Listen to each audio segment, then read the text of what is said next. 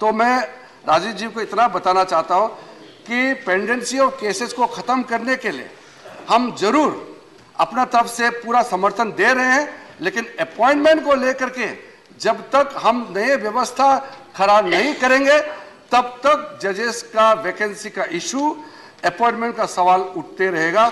और मुझे ये कहते हुए अच्छा नहीं लग रहा है, लेकिन बात सही है कि देश के भावना या इस सदन का भावना जो रखा गया था उसका मुताबिक आज हमारा पास व्यवस्था नहीं बनी है।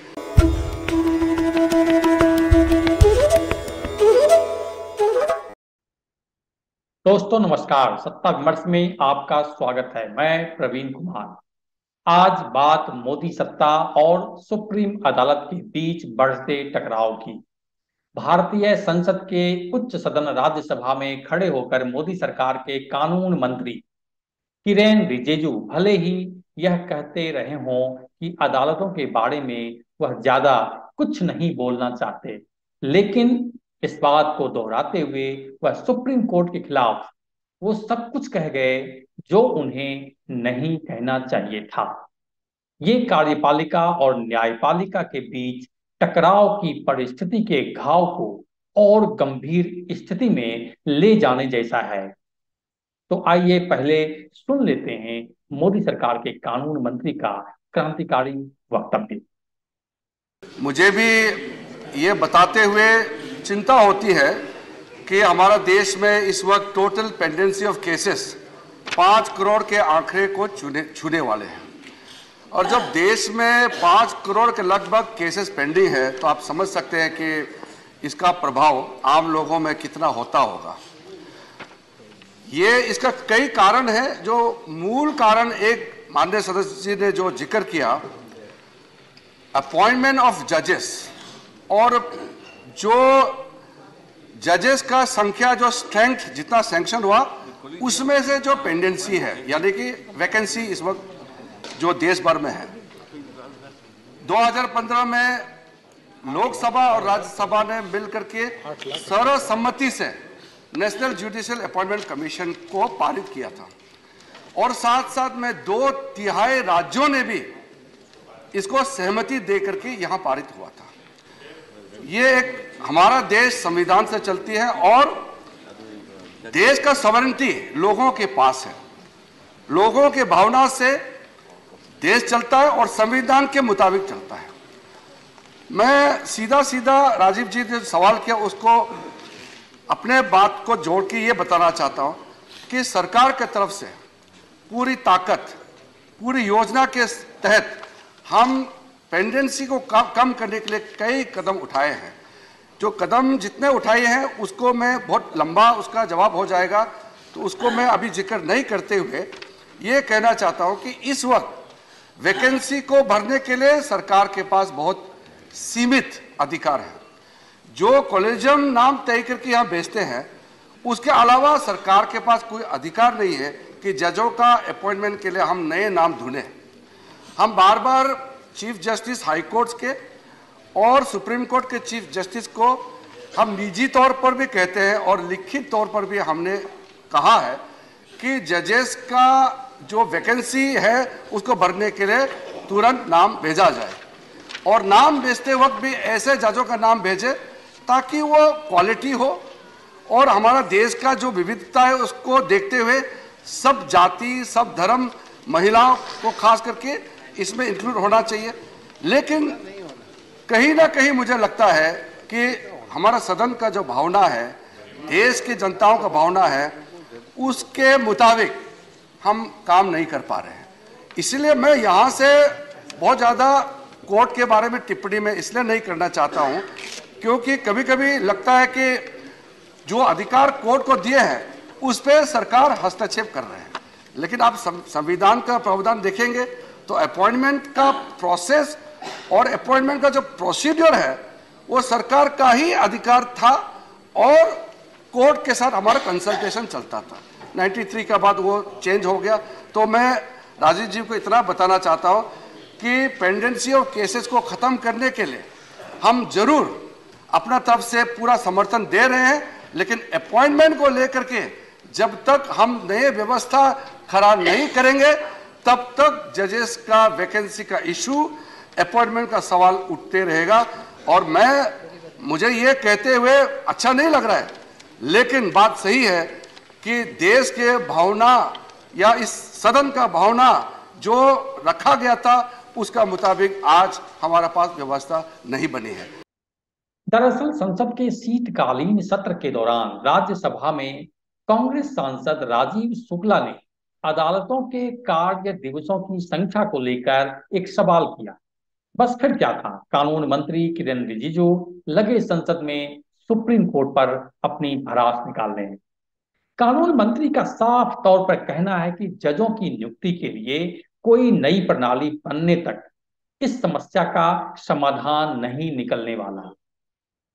कानून मंत्री का यह भी कहना था कि भारत के लोगों के बीच यह भावना है कि अदालतों को मिलने वाली लंबी छुट्टी इंसाफ चाहने वालों के हित में नहीं है और यह मेरा दायित्व है कि जनता और इस सदन की भावना न्यायपालिका तक पहुंचाएं। कानून मंत्री के कहने का मतलब साफ है कि अब सुप्रीम कोर्ट की मर्जी नहीं चलेगी। हम सरकार हैं और देश का जनादेश इस सरकार के साथ है। देश की संसद में सरकार का फैसला ही अंतिम सत्य है, लिहाजा सुप्रीम कोर्ट में भी सरकार की ही मर्जी चलनी चाहिए। यहां एक बात गौर करने की है, आखिर सरकार सुप्रीम कोर्ट में दखलंदाजी चाहती क्यों है और खास तौर से जजों की नियुक्ति प्रक्रिया में। दरअसल समय समय पर कुछ एक मामले ऐसे होते हैं जिसको लेकर सरकार चाहती है कि फैसला उसके हक में हो, वरना उसकी किरकिरी हो जाएगी। मसलन आजकल पेगासस केस, इलेक्टोरल बॉन्ड आदि को लेकर सुप्रीम कोर्ट में सुनवाई चल रही है। इस तरह के मामले समय समय पर सरकार के लिए नासूर बन जाते हैं अगर इन मसलों पर सुनवाई के बाद फैसला लिखते वक्त जजों की उंगली टेढ़ी हो जाए। लिहाजा सरकार चाहती है कि सुप्रीम कोर्ट हो या हाई कोर्ट, वहां जजों की नियुक्ति सरकार की मर्जी वाले सिस्टम से हो, ना कि सुप्रीम कोर्ट की कॉलेजियम प्रणाली से। और कानून मंत्री का अहंकार तो देखिए कि वो इस बात की धमकी देने से बाज नहीं आ रहे हैं कि जब तक हम यानी कार्यपालिका, विधायिका और न्यायपालिका मिलकर जजों की नियुक्तियों के लिए एक नई प्रणाली स्थापित नहीं कर लेते, तब तक जजों की नियुक्ति को लेकर सवाल उठते रहेंगे। यहां एक बात और गौर करने की है कि संसद के दोनों सदनों ने 2014 के अगस्त महीने में राष्ट्रीय न्यायिक नियुक्ति आयोग NJAC के प्रावधान वाला 99वां विधेयक संविधान संशोधन सर्वसम्मति से पारित किया था, जिसमें जजों द्वारा जजों की नियुक्ति की 22 साल पुरानी कॉलेजियम प्रणाली की जगह न्यायाधीशों की नियुक्ति में कार्यपालिका को एक प्रमुख भूमिका दी गई थी। हालांकि सुप्रीम कोर्ट ने अक्टूबर 2015 में इस कानून को संविधान के बुनियादी ढांचे के अनुरूप न बताते हुए इसे खारिज कर दिया था। कानून मंत्री ने अपने वक्तव्य में इसका भी हवाला दिया और कहा कि संसद ने सर्वसम्मति से इस विधेयक को पारित किया था, लेकिन 2015 में सर्वोच्च न्यायालय द्वारा इसे रद्द कर दिया गया। मंत्री ने खुले तौर पर कहा कि न्यायाधीशों की नियुक्ति की वर्तमान कॉलेजियम प्रणाली जनता और सदन की भावनाओं को प्रतिबिंबित नहीं करती है। तो ऐसे में एक सवाल उठता है कि क्या सरकार की मंशा NJAC कानून को फिर से लाने की है, जैसा कि राजीव शुक्ला ने सदन में मंत्री महोदय से सवाल भी किया। तो मैं पूछना चाह रहा हूं, क्या आप उसको रिवाइव कर रहे हैं?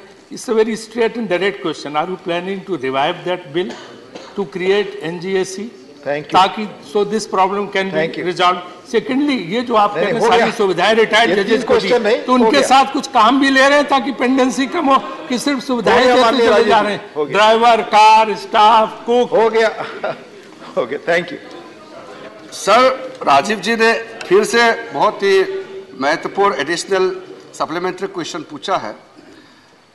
जहां तक NJAC का सवाल है, मैंने पहले बता दिया कि देश का सोच, सदन का सोच सबने देख लिया और सुप्रीम कोर्ट का 5 मेंबर कॉन्स्टिट्यूशनल बेंच ने जो स्ट्राइक डाउन किया उसके बाद मैं आज इस सदन को बताना चाहता हूं, कई रिटायर्ड जजेस और उस कॉन्स्टिट्यूशन बेंच के सदस्य ने भी सार्वजनिक रूप से कहा है कि उस समय का जो निर्णय हुआ और पार्लियामेंट का यूनानिमसली पास किया वाला एक्ट को खारिज करना ये सही नहीं था।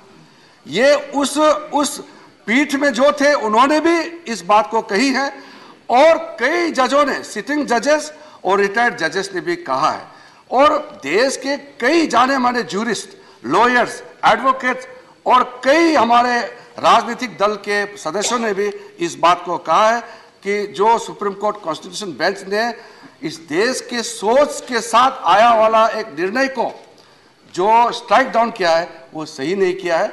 मेरे पास मुद्दा आया और मैं इस सदन को जानकारी देना मेरा दायित्व है, इसलिए मैं जानकारी दे रहा हूं। हो सकता है, वरना इसको लेकर फिर से हलचल क्यों शुरू हो। कानून मंत्री रिजिजू के अलावा बीते 7 दिसंबर को उपराष्ट्रपति और राज्यसभा के सभापति जगदीप धनखड़ ने भी संसद में पारित एनजेएसी कानून को खारिज किए जाने को लेकर सुप्रीम कोर्ट पर निशाना साधा था। तब उन्होंने कहा था कि यह संसदीय संप्रभुता से गंभीर समझौता और उस जनादेश का अनादर है जिसका संरक्षक राज्यसभा और लोकसभा है। हालांकि यह पहली बार नहीं हुआ है जब जगदीप धनखड़ ने उपराष्ट्रपति बनने के बाद एनजेएसी को खत्म करने के लिए सुप्रीम कोर्ट की आलोचना की। बीते 2 दिसंबर को भी उन्होंने कहा था कि वह हैरान थे कि शीर्ष अदालत द्वारा एनजेएसी कानून को रद्द किए जाने के बाद संसद में कोई चर्चा नहीं हुई। उससे पहले उन्होंने संविधान दिवस यानी 26 नवंबर 2022 के अवसर पर एक कार्यक्रम में भी ऐसी ही टिप्पणी उन्होंने की। रिजिजू भी कुछ समय से न्यायपालिका, सुप्रीम कोर्ट और कॉलेजियम प्रणाली को लेकर लगातार आलोचनात्मक बयान दे रहे हैं। बीते नवंबर महीने में रिजिजू ने कॉलेजियम व्यवस्था को अपारदर्शी और एलियन तक कह डाला था, जिसको लेकर शीर्ष अदालत ने नाराजगी भी जाहिर की थी। सुप्रीम कोर्ट की कॉलेजियम की विभिन्न सिफारिशों पर सरकार के फाइलों पर बैठे रहने संबंधी आरोपों पर प्रतिक्रिया देते हुए रिजिजू ने कहा था कि ऐसा कभी नहीं कहा जाना चाहिए कि सरकार फाइलों पर बैठी हुई है। नवंबर 2022 में ही सुप्रीम कोर्ट ने भी कहा था कि सरकार का कॉलेजियम द्वारा भेजे गए नाम रोके रखना अस्वीकार्य है। बहरहाल, एक तरफ जहां सुप्रीम कोर्ट कॉलेजियम व्यवस्था से जजों की नियुक्ति पर अड़ी हुई है, वहीं दूसरी ओर सरकार नियुक्ति का कोई ऐसा तंत्र विकसित करने पर अडिग है जिसमें जजों की भर्ती उसकी कलम से हो। चिंता इस बात की है कि जल्दी ही अगर सरकार और सुप्रीम कोर्ट की जिद सहमति के किसी एक बिंदु पर नहीं पहुंची तो यह एक खतरनाक परिस्थिति को जन्म देने की वजह बन सकती है, जो किसी भी लोकतांत्रिक देश की सेहत के लिए ठीक नहीं होगा, वो भी तब जब देश आजादी के अमृत काल को जी रहा हो। फिलहाल के लिए इतना ही। सत्ता और जन सरोकार की खबरों के लिए देखते रहिए सत्ता विमर्श। नमस्कार।